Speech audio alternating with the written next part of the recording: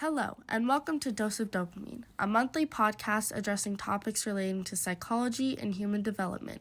I'm your host, Aria, and today I'll be discussing childhood abuse's effect on addiction in adulthood. Addiction affects so many children.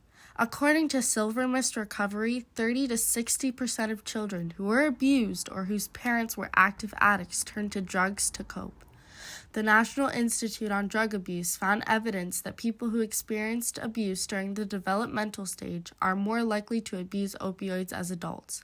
Abuse causes low self-esteem, depression, and post-traumatic stress disorder, in addition to creating an increased risk for substance abuse and trouble forming relationships.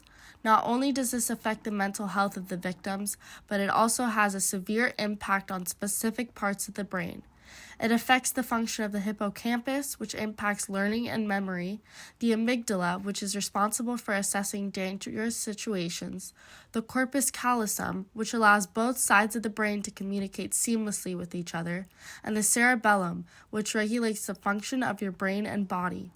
According to Niznik Behavioral Health, a national provider of behavioral health services, 38% of men and 45% of women use drugs for something called self-medicating, which occurs when people are trying to deal with depression or intense emotions that they feel that they cannot manage by looking to therapy or working through their feelings in a more productive way through hobbies.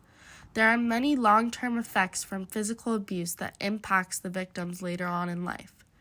Among these effects are brain damage from head trauma, chronic migraines, cancer, strokes, bowel disease, and even chronic fatigue syndrome.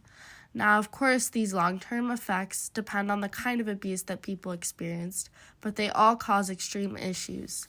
The Substance Abuse and Mental Health Services Administration of the U.S. Department of Health and Human Services found that at least 8.7 million children who lived with one addict in the house are more likely to experience addiction and the treatment of addiction than anyone else.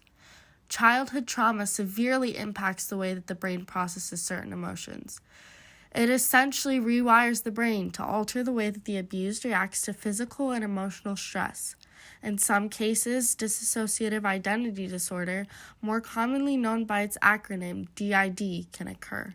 This disorder splits the personality of the abuse victims, creating what they call alters. The alters are assigned different jobs and front when the victim experiences triggering situations that may remind them of their trauma. According to the National Liberty of Medicine, the majority of overdoses are due to childhood trauma of either sex, physical, or emotional abuse. 58.7% experienced sexual trauma, and the rest, 26.1%, experienced physical abuse, and 3.7% overdosed due to experiencing emotional manipulation or verbal aggression. This number amounts to 88.5% of overdoses which occurred due to some type of abuse. 55% of addicts became addicted due to peer pressure, and 22 million Americans are currently struggling with active addiction, which amounts to about 12.1 million addicts who began using drugs due to the pressure from their peers. Addiction is a plague that affects many abused children, and abuse is much more common than we think.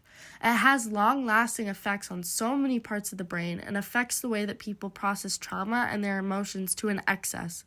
For so many children, their reality is living with a parent in active addiction. The connection between child abuse and addiction later in life is a major issue that deserves more attention than it receives.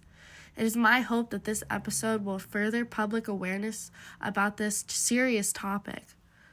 Thank you for joining me in this month's podcast. This is Aria Stuhmer signing off.